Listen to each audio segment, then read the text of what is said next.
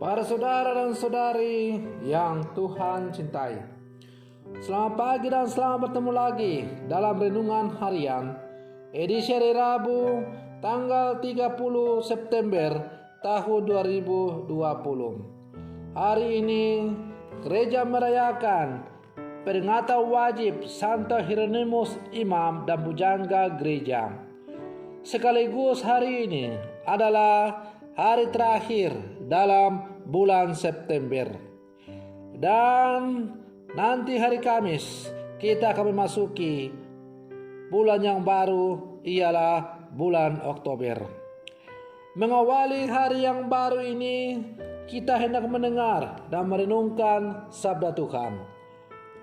Marilah sebelum kita mendengar dan merenungkan sabda Tuhan, kita berdoa.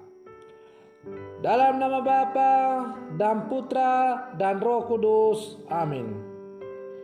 Allah Bapa, sumber ilmu pengetahuan dan kebenaran.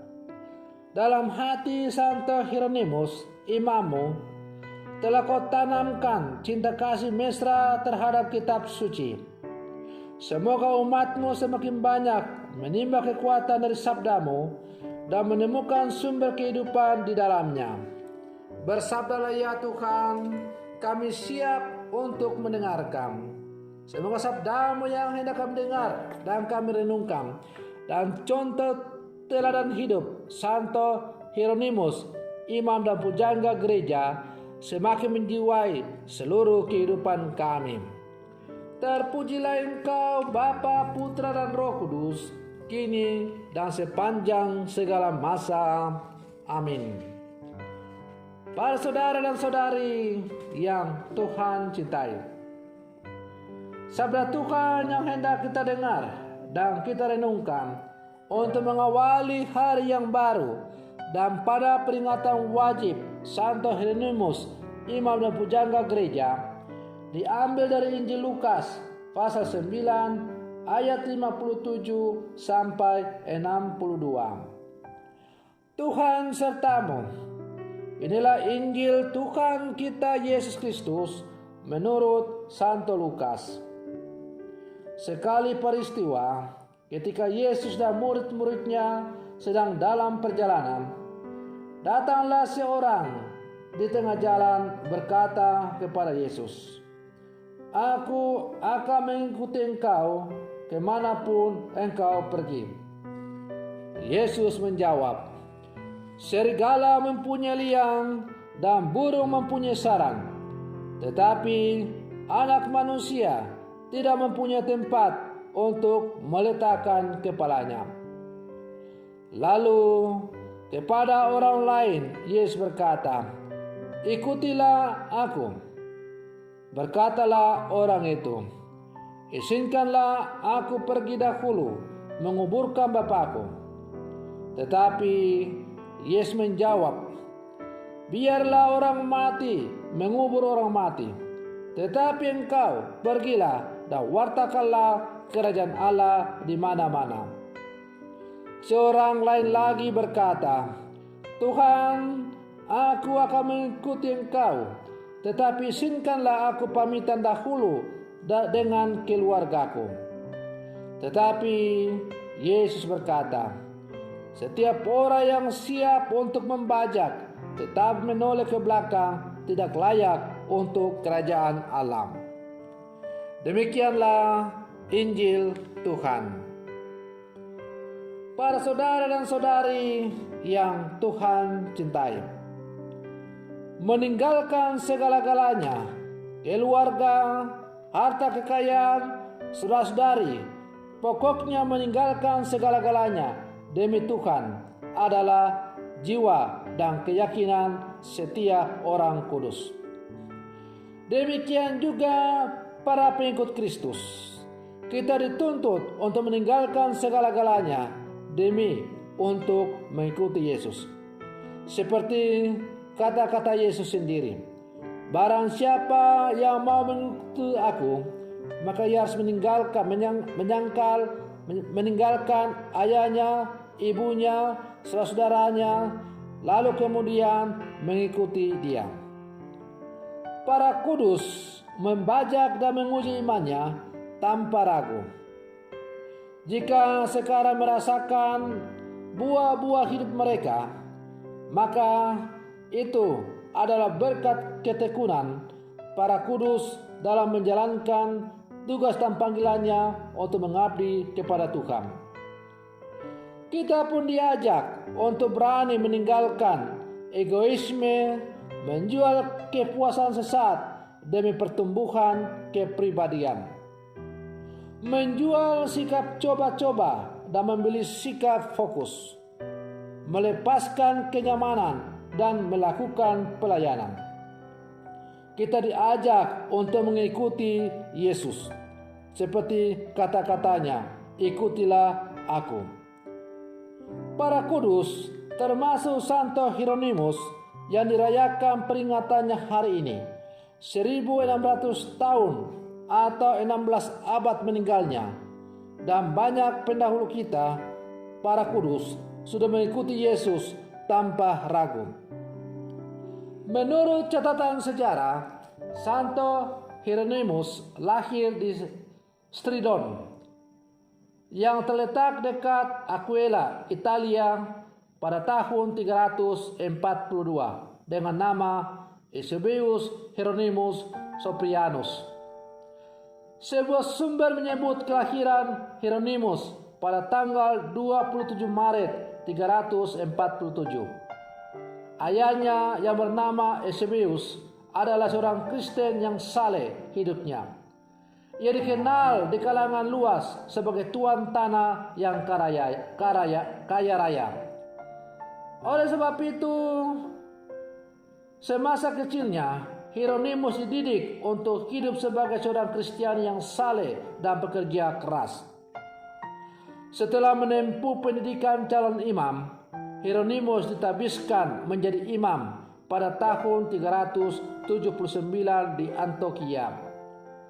Saat itu ia berusia 37 tahun. Ia pernah diangkat menjadi sekretaris pribadi Paus Damasus. Ia memerintah pada tahun 366 sampai 384. Selain itu, karena kecakapannya dalam menguasai bahasa Latin, Yunani dan Ibrani, Hieronymus diminta oleh Paus Damasus untuk membuat terjemahan baru atas seluruh isi Alkitab dari bahasa Yunani dan Ibrani ke dalam bahasa Latin. Perjanjian Lama diterjemahkannya dari bahasa Ibrani dan Aramik ke dalam bahasa Latin. Selain menerjemahkan,